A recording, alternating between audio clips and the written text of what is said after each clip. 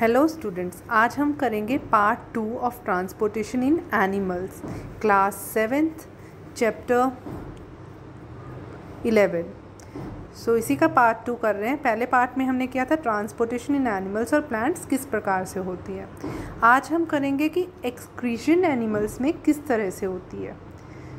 यहाँ पर लिखा हुआ है कि आप देखिए कि कार्बन डाइऑक्साइड किस तरह से हमारी बॉडी से रिमूव होती है।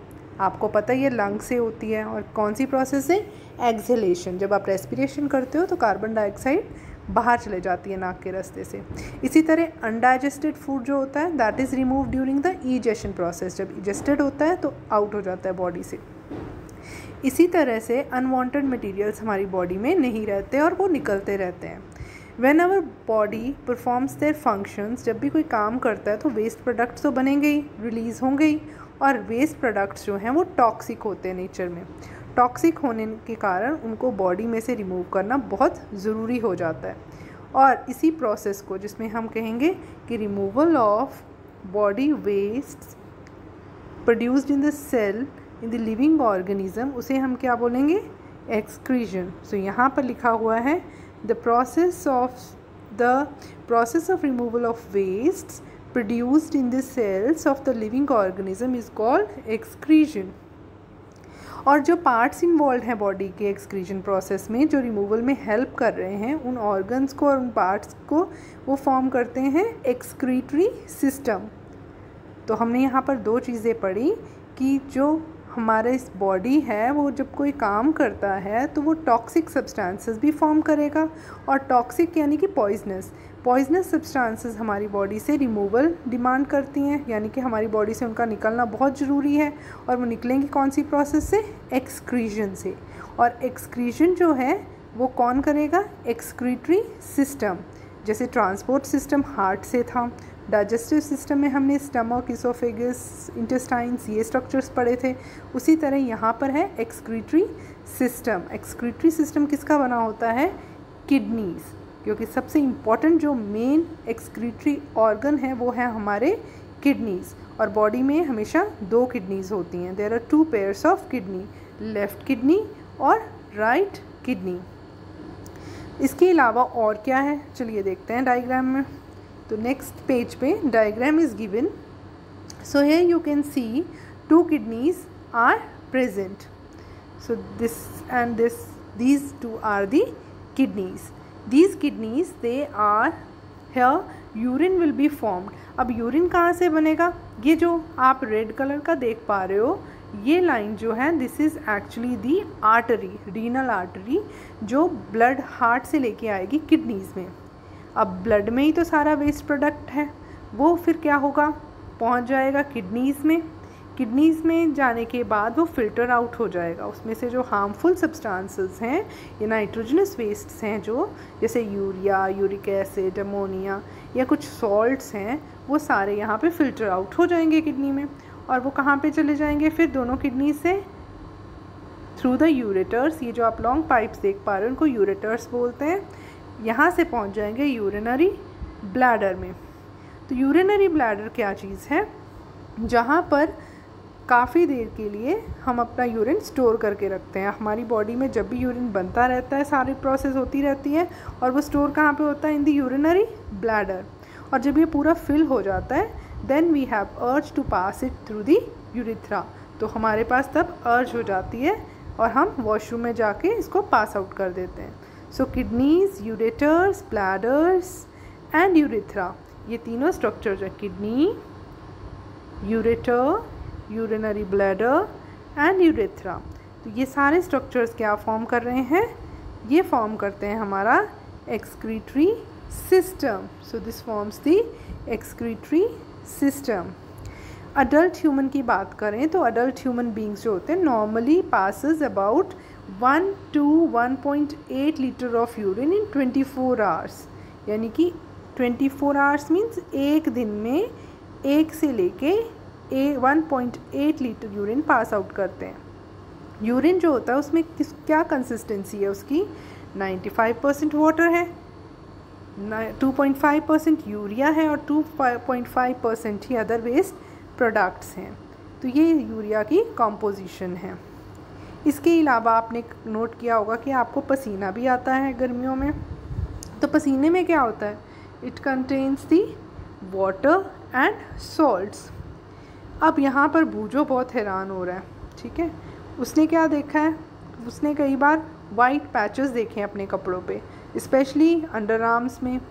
और यहाँ पर अगर कपड़ों में पैचेस आ रहे हैं, पसीने के जो दाग हैं वो क्यों हैं? बिकॉज पसीने में सॉल्ट्स होता है, because we have salts in our sweat. Sweat जो होता है कोई और फंक्शन भी करता है। तो इन्होंने एग्जाम्पल देके बताया कि अगर आप एक मटके में पानी डालते हो तो पानी जो है वो ठंडा रहता है। रीज़न इज़ क्योंकि मटके के पोर से हमेशा पानी इवेपोरेट होता रहता है। इसी तरह जब आपकी बॉडी में स्वेट आता रहता है, पानी निकलता रहता है, तो आपकी बॉडी भी क्या हो जाती है? कूल हो जाती है और आप ठंडा महसूस करते हो। इसीलिए आपको सर्दियों में कम और गर्मियों में ही पसीना ज़्यादा आता है। इसके अलावा यहाँ पर बताया गया है कि एक्वेटिक एनिमल्स किस तरह से अपने वेस्ट प्रोडक्ट्स से छुटकारा पाते हैं और उनमें क्या वेस्ट प्रोडक्ट्स होता है। तो एक्वेटिक एनिमल्स जो होते हैं, क्योंकि उनका जो वेस्ट प्रोडक्ट होता है एमोनिया होता है। एमोनिया जो होता है वो एक पॉइजनस सब्सटेंस है हमारी बॉडी के लिए, और क्योंकि वो बहुत ज़्यादा पानी में रहते हैं फिशेस वगैरह, तो उनमें अमोनिया को एक्सक्रीट करना कोई मुश्किल बात नहीं रहती, क्योंकि उनके आसपास बहुत पानी रहता है। पर हमारे में क्योंकि पानी जो है हम कंज़र्व करके रखते हैं, तो हम यूरिया एक्सक्रीट करते हैं।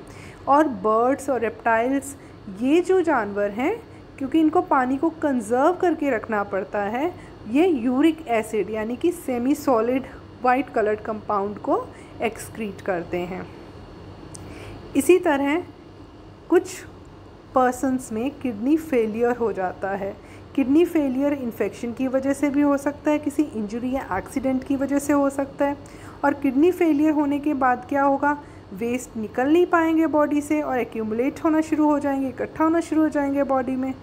तो फिर ब्लड जो है उसको फ़िल्टर नहीं कर पाएंगे, ब्लड फ़िल्टर नहीं हो पाएगा।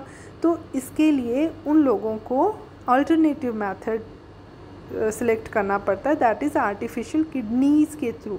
या तो आइदर उनको किडनी ट्रांसप्लांट करवाना पड़ेगा, या फिर एक प्रोसेस है जिसे हम बोलते हैं डायलिसिस, जिसमें उनको उनका ब्लड को बाहर डायलाइज़र में डाल के प्यूरीफाई किया जाता है। तो किडनी जो है वो ब्लड को प्यूरीफाई करने में हेल्प करता है। अब नेक्स्ट आ जाता है transport of substances in the plants. तो प्लांट्स में सब्सटेंसेस किस तरह से ट्रांसपोर्ट होती हैं? तो प्लांट्स में किस तरह से होंगी? वाटर और मिनरल्स जो हैं वो रूट्स के थ्रू ट्रांसपोर्ट होते हैं लीव्स तक। और लीव्स क्या करता है? खाना बनाता है by using the water, carbon dioxide, जिस हम प्रोसेस को बोलते हैं फोटोसिंथेसिस। तो खाना लीव्स में बन रहा है और पानी ज़मीन में रूट्स खींच रही हैं। तो ये किस तरह से ऊपर नीचे जाता है? Through a pipeline. उस पाइपलाइन को हम क्या बोलते हैं? हम उनको वेसल्स बोलते हैं। तो सबसे पहले हम ये समझ लेते हैं कि transport of water and minerals किस तरह से होता है। तो वाटर और मिनरल्स का ट्रांसपोर्ट होता है with the help of the roots और द रूट हेयर्स, ठीक है।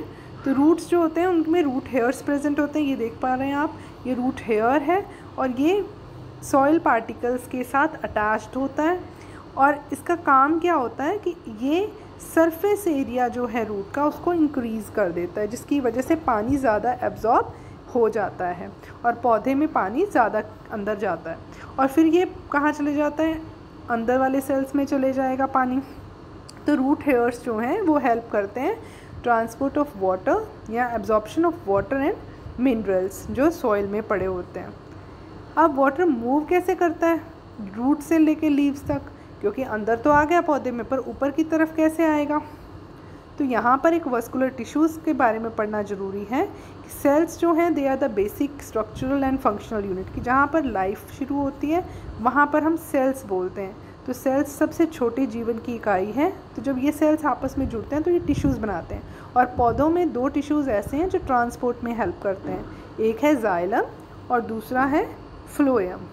जाइलम जो है वो पानी के ट्रांसपोर्ट में हेल्प करता है और फ्लोएम फूड के ट्रांसपोर्ट में हेल्प करता है। जाइलम जो है और फ्लोएम जो है दोनों ही पाइपलाइन की तरह पौधों में होते हैं और ये पानी और फूड को एक जगह से दूसरी जगह पे पहुंचाते हैं। जैसे पानी जो है वो रूट से एब्जॉर्ब कर रही हैं, वहाँ से वो ऊपर की तरफ को पूरे पौधे में पहुंचाएंगे। इसी तरह से जो खाना है वो लीव्स में बन रहा है with the help of the photosynthesis process, उसको ये पौधे के ऊपर और नीचे रूट्स तक पहुंचाते हैं। तो आपने हमेशा याद रखना है कि जाइलम जो है वो वाटर का ट्रांसपोर्ट करता है और फ्लोएम हमेशा फूड का ट्रांसपोर्ट करता है। तो इन्होंने एक एग्जाम्पल यहाँ दिया है कि एक टम्बलर में, एक बर्तन में आप पानी भर लो 1/3 और फिर उसमें कुछ रेड कलर की इंक डाल दो और फिर एक पौधे की स्टेम कटिंग करके डाल दो, तो आप देखोगे थोड़े दिन बाद वो पौधों के कुछ हिस्सों में आपको वो कलर, जो रेड कलर है, वो दिखना शुरू हो जाएगा, क्योंकि पानी जो है पौधा खींचकर ऊपर की तरफ ले आएगा इन्हीं जाइलम और फ्लोएम वेसल्स की वजह से। तो आप आसानी से इसको पता कर सकते हो कि ये पाइपलाइन सिस्टम जो मैंने आपको अभी बताई ये कैसी होती है। नेक्स्ट है ट्रांसपीरेशन। सो ट्रांसपीरेशन क्या है? अब मैंने ये तो आपको बता दिया कि पानी जो है वो रूट से ऊपर की तरफ लीव्स की तरफ आएगा, तो पर ये जो खिंचाव है इसको कौन बनाएगा?